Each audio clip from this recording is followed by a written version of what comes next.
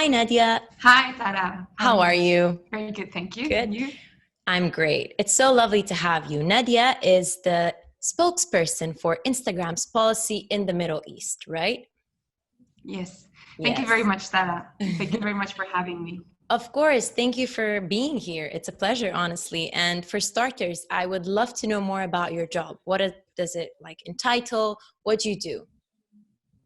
So my biggest goal in my work at Instagram is to ensure that our communities are safe. And as you said, I cover the Middle East. So what we do is that we look to ensure that our rules, so our policies and the products, so meaning the features and the tools that we launch are in the right places to ensure that all our users in the Middle East are safe and they enjoy being on the platform. And so how do I do that and my team is by engaging and working very closely with partners across the region. So we work with experts, with community organizations, with civil society, with teachers, parents, teams themselves, and also policymakers to ensure that Instagram is always aware of the social changes that are happening in the region so that we can then reflect those on our policies to really ensure that Instagram stays and we stay true of our commitment to making Instagram the most supportive platform.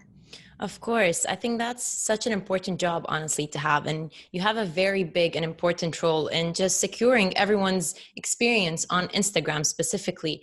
And since this podcast is about bullying, I want to know, in your perspective, how has bullying changed or has it even increased in the last several years? So that is a very good question. And, when we look at social media, what we see is that the behaviors online, they reflect in a way, mirror, and also sometimes amplify the behaviors that we see in real life. So people go to social media to be in touch with their friends, get inspired, follow their interests, so things that they would also do in real life. Very unfortunately, other type of behaviors have also moved online with the increase and the expansion of use on social media.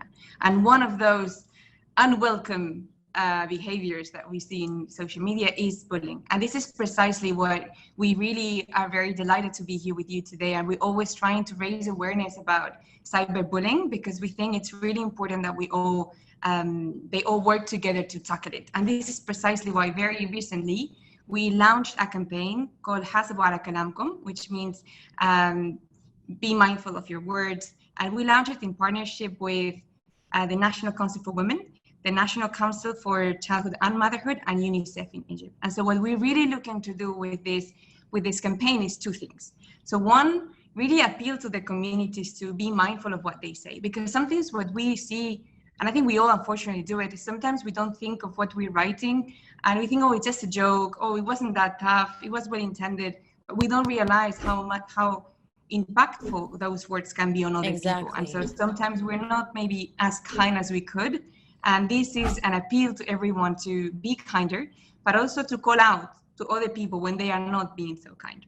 I am aware of the campaign, and I think it's very important to every once in a while just launch a big campaign that is targeting the cyberbullying because it's immensely affecting so many people around the globe. And it's important that Instagram is a part of it, is a part of that movement, is a part of that awareness. It does make a difference on the long run, even on the short run. So could you tell us more about Instagram's policy in regards to safety, in regards to cyberbullying? How do you guys monitor that? How are you aiming to decrease it, to be more aware of it, to stop it once it's happening? So we have very clear policies against bullying and harassment. And so every time we see any behavior or any content that violates these rules, we remove it. And these policies are even stronger when the issue is affecting either teenagers under 18. And so these policies are like, you're not allowed to insult other people. You're not allowed to call for the exclusion of other people. You're not allowed to compare people to animals. You're not allowed to make fun of their illnesses or wish them badly. So we have the framework which says very clearly what can and what cannot be done on the platform. Then what we see also with bullying is that it's highly contextual. So you can be harming someone else without insulting them. So as you can see, and I don't know if those in the podcast won't see me, but I wear very big glasses.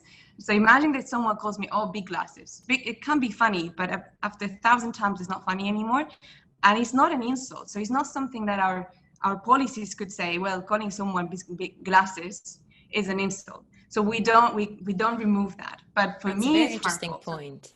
So then we have the tools. This is like another very important part of this campaign, is that we have created a toolkit that explains all the tools, and we have more than a dozen tools that allows people to have more control of their experience on the platform. So if I don't like to be called big glasses, then I can go to the settings, and then comment warning, comment filtering, and then write big glasses. That means that every time someone writes big glasses in any of my photos as a comment, that comment will be hidden. And so at least we think that this is like a good, they work together. So on the one hand, the policies set the frame of what can and cannot be said. And then you also can use the tools to then have the experience that you want. And then like the third stage is with the partners that we've worked with.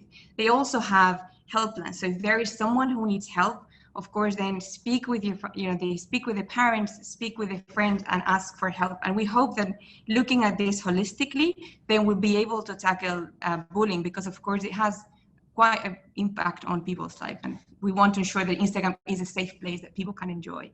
You're absolutely right. And what you said is very interesting, because I got several comments from people telling me that bullying is very contextual, especially on social media and cyberbullying, because it does not always have to be related to a bad word or to something that is very visible. It could be an underlying way of bullying someone, just like you mentioned, the whole big glasses thing. And new words are emerging every single day, new types of how people express their opinions, how people express their anger, and there's always new wordings basically emerging. So I'm sure it could be very tricky the way that you, as Instagram, could kind of detect that. So just giving people the tools, like you said, I think it makes them responsible for how they want people to talk to them, how they want people to be addressing them. And it just kind of gives the power back to the person that is being belittled, that is being bullied. So I think that's an incredible step, to just give them the power. And it's a very good and empowering tool, basically, like you said. And adding on that, I wanted to ask you, when has cyberbullying on Instagram started, or not maybe started, or how has it emerged immensely? When was the breaking point where you realized that this is happening immensely now on this platform? And what made that? So is a good question, because I don't think there is a moment where then bullying starts being a problem. I think as I remember, like one of the guests that you had in a previous podcast were talking about when they were young and they were bullied in school, and there was not even a word for that, or that people were not really looking into bullying, but bullying was happening. And so I think this is exactly the same in social media. There was not a moment where bullying starts. We just realized that when people move more online, the majority of people's experience is good, but unfortunately bullying is happening, and we need to tackle that. We're doing the campaign now because we've seen that Instagram is growing quite fast in Egypt, and because it's the biggest Arabic speaking country, we want to ensure that we start there, and then we continue in other countries raising awareness of this. And we know this is a long-term process, because we're really asking people to change their behaviors as well. Like, think twice before you send something that might be hurtful. Call out when other people are not being necessarily nice to each other. Use the tool. So we know it will take time, and we hope that by doing so continuously, we will see less and less cyberbullying online. Of course, I mean, that's the aim. We all hope that we could just see more awareness also on the topic, and more awareness of what you're putting out there. And also something else that it's very, I think, incredible for me, that this whole you giving tools to people to kind of decide how I want people to talk to me, how I want people to discuss things with me. If I don't like something, I'm going to say, I'm going to report it, I'm going to put a warning so that the comment gets deleted. And how has the campaign that you launched, حاسبوا على كلامكم, or be mindful of your words, take care of your words, how has it been effective so far? Have many people commented? Have many people felt that this is something that was needed to be addressed? So it's a very recent campaign, so we are still getting the signals of how much engagement has the campaign produced. we're hoping, of course, to see, what we're really hoping to see is a reduction of the levels of bullying that we see on the platform, more usage of our tools, that if you want, like, we can speak about them a little bit in detail later. But already the fact that we had partners such as Munazaki, that the National Council for Women, the National Council for Childhood and Motherhood, and UNICEF, we all are getting together to raise awareness of this. I do think that it shows how important we all believe that we need to work together to tackle this. Of course, ideally, we will see, the goal would be to have no bullying whatsoever on the platform. Inshallah, we'll get there. But it will take, of course, time, because it's a long process. Of course, it's going to take time. And I think being a part of a campaign like this, pushing it forward, making it even bigger, having celebrities like Monazeki be a part of it, I think it's very important, because it sheds light more on the importance of the topic. And you guys speaking about it, and Instagram constantly wanting to be a part of anti-bullying movements, and like we said, giving tools, always being there, always being a step front to just kind of support those who are not exactly sure, is this bullying or is it not bullying? Because you also said that there was no sudden shift of this is when bullying started, because sometimes it could be masked under making fun of, and you're not aware that that is bullying, and joking because you just accept it because you're not aware that this is you being belittled, for instance. So as Instagram, also something else I'd like to ask you, how important is it for you to be a part of an anti-bullying campaign, or to actually launch a big anti-bullying campaign? How important is it for you to just be ahead of the game and step ahead and always kind of ensuring the safety of your users? Well, I think this is our biggest priority. Everything we do at Instagram, we always have teens at heart, and we know that, of course, cyberbullying affects you in across the life. Unfortunately, it's not only something that happens to teenagers, but we know that especially for them, it's particularly harsh, because it's a time where you're also discovering yourself, and it can affect how you feel about yourself and in the future. And so this is precisely what we're really focusing on this. For us, it's also very important because we want people to enjoy when they are on Instagram, to be a community where you feel safe and you have a good experience. And of course, if you are facing bullying, or if you are seeing bullying on the platform, it will of course damage how you feel. And we want people to feel good when they are on Instagram. And I really like when you mentioned in the video something that and it's bigger than Instagram, but when Monazaki is speaking with her daughter, what it's very interesting and I loved is that it's the daughter explaining to the mother how to use the tools. Cyber bullying ده التنمر الإليكتروني بالعربي، وإنه بقى للأسف موجود كتير جدا. كمان حاجة تانية، إن بقى في حاجات على إنستجرام وإنتي اللي علمتها لي، هي ليلي دايما هي اللي بتشجعني، يعني بتشجعني اعملي له بلوك، اعملي له طب ازاي وريني، فتبتدي هي توريني. احنا طبعا مش هنقعد نمسح كل كومنت، يعني بيبقى في كومنت كتيره قوي، صح، ان احنا مش هنقعد نختار. يعني في حاجه بقت اسهل من كده. ايوه.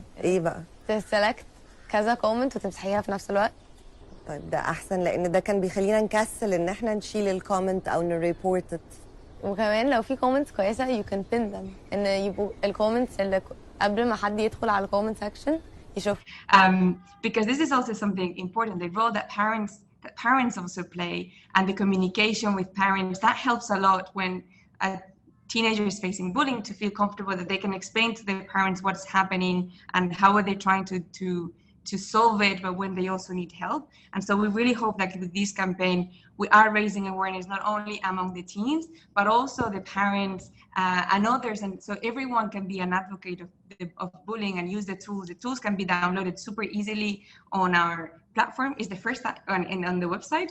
Is the first time that we have the toolkit made in Arabic Egyptian. And so we hope that way it'll be super easy for everyone to use the tools and also feel empowered that they have the experience that they want on the platform.